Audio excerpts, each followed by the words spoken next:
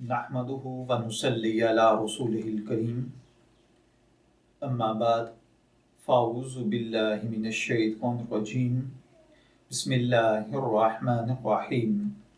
अस्सलामु अलैकुम dear viewers, आपके फेवरेट इस्लामिक इंफॉर्मेटिव चैनल फतवा ऑनलाइन से मैं हूँ शब्बीर अहमद।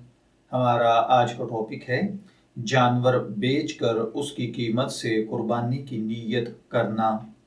ये एक सवाल है जो कि अली जबरान साहब ने पूछा है। वो कहते हैं कि सर, मैं एक आम सा बिजनेस करता हूँ, शादीशुदा हूँ, वालदैन के साथ रहता हूँ।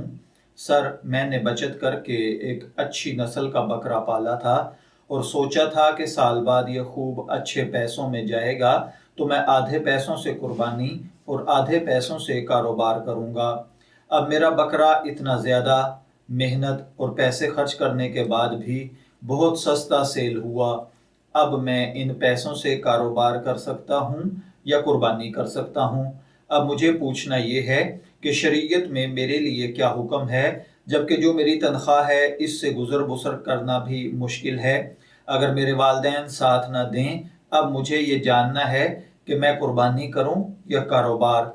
देखिए मेरे भाइयों और बहनों, अगर ज़रूरियात असलिया से ज़ायद बकदर निसाब कुछ मौजूद ना हो और इसने बकरे की कुर्बानी की बाकायदा मन्नत भी ना मानी हो, बल्कि दिल में फ़कत ख्याल और इरादा किया हो, तो ऐसी सूरत में इन पैसों से कुर्बानी करना लाजिम नहीं, बल्कि उन्हें कारोबार में लगाने या किसी और काम में लगाने की इजाज़त है।